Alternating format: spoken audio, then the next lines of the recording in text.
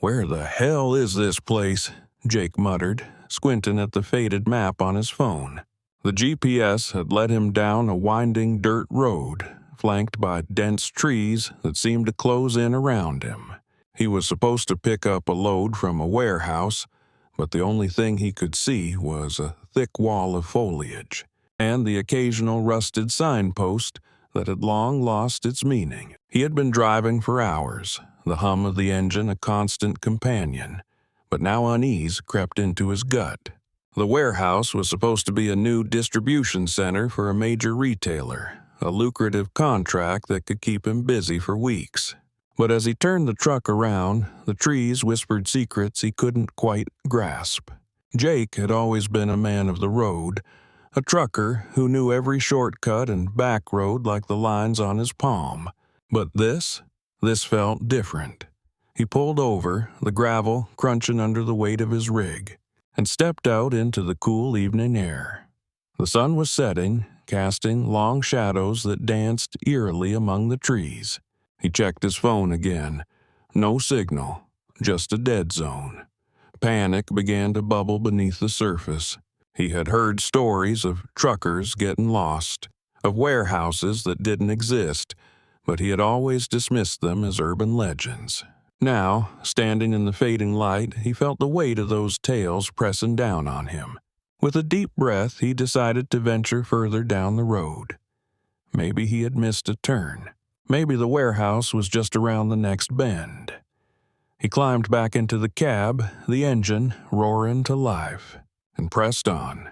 Minutes turned into an hour, and the trees grew thicker, the road narrower. Just as he was about to turn back, he spotted something through the branches, a flicker of light. Hope surged within him. He maneuvered the truck closer, the headlights cutting through the darkness, revealing a clearing.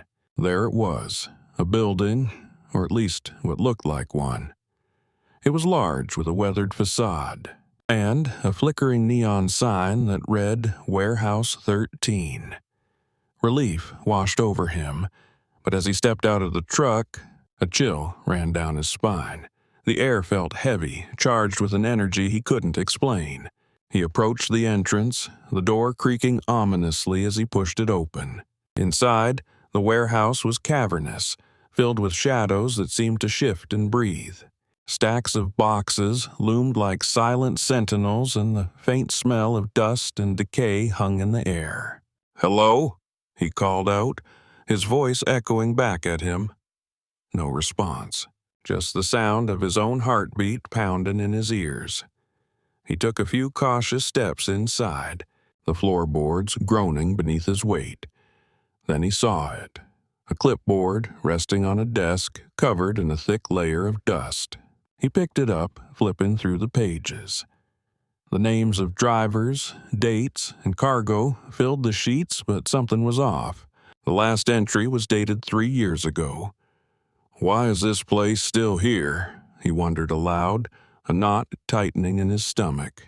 He turned to leave, but the door slammed shut behind him, the sound reverberating through the empty space. Jake's heart raced. He rushed to the door, but it wouldn't budge. Panic clawed at him as he pulled and pushed. But it was as if the building itself had come alive, trapping him within its walls. "Get a grip, man," he muttered to himself, trying to calm the rising tide of fear. He scanned the room for another exit, but the only way out was the door he had just come through. Then he heard it, a low hum, like machinery starting up. The sound grew louder, vibrating through the floor. He turned, eyes wide, as a section of the wall began to shift, revealing a hidden passage. Without thinking, he sprinted toward it, adrenaline fueling his every step. The passage was dark, the air thick with dust and the scent of something metallic. He hesitated for a moment, but the hum behind him urged him forward. As he entered the tunnel, the walls began to glow with an eerie blue light. The hum transformed into a rhythmic pulse, almost like a heartbeat.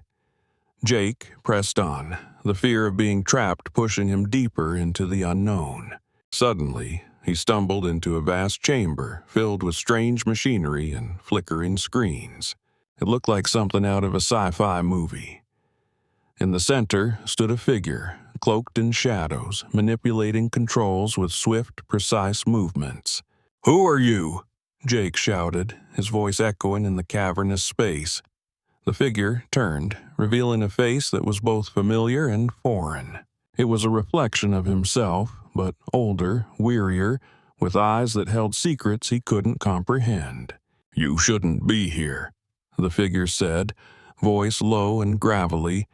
"This place is not what it seems." "What do you mean?" Jake demanded, confusion swirling in his mind. "I'm just here for a load. I need to get back on the road." The older version of himself stepped closer, the blue light casting an otherworldly glow on his features. "This warehouse is a nexus, a point where realities converge. You've stumbled into a place that exists outside of time and space." Jake shook his head, trying to process the words. "That's impossible. I'm just a trucker. I deliver goods. This isn't real." "Isn't it?" the figure challenged, gesturing to the screens around them. They flickered to life, displaying images of countless trucks, drivers, and warehouses, each one a different reality, a different choice. Every decision leads to a different path. You're at a crossroads, Jake. The weight of those words settled heavily on him. He thought of the countless roads he had traveled, the choices he had made. "What happens if I leave?" he asked, his voice barely above a whisper. "You'll return to your life, but it will never be the same. You'll carry the knowledge of what you've seen, and it will haunt you." Jake felt a chill run down his spine. He had always believed he was just a cog in the machine, but now he realized he was part of something much larger. "And if I stay?" The figure's expression softened. "You can become a guardian of this place, a protector of the paths that intertwine. But it comes with a price." "What price?" "Your freedom. You'll be bound to this warehouse, to the choices of others. You'll never drive a truck again." Jake's heart raced. The thought of giving up the open road, the freedom of the highway, was unbearable. But the allure of knowledge, of understanding the fabric of reality, tugged at him. "Choose wisely," the figure said, stepping back into the shadows. "The decision is yours." Jake stood alone in the chamber, the hum of the machinery echoing in his ears. He thought of the life he had built, the miles he had traveled, and the stories he had collected along the way. With a deep breath, he turned back toward the passage, the glow of the blue light fading behind him. He sprinted back through the tunnel, the walls closing in around him. Bursting through the door of the warehouse, he stumbled into the cool night air. The trees loomed around him, but the path was clear. He climbed into his truck, heart pounding, and drove away from the warehouse that never existed. As he merged back onto the road, the weight of his choice settled in. He had returned to the life he knew, but the knowledge of what lay beyond would linger in the back of his mind. The hum of the engine filled the silence, but he couldn't shake the feeling that he had left a part of himself behind. The road stretched out before him, endless and inviting, but he knew he would never look at it the same way again. And somewhere, in the shadows of that warehouse, a version of himself watched, waiting for the next traveler to stumble upon the nexus of choices, the crossroads of reality.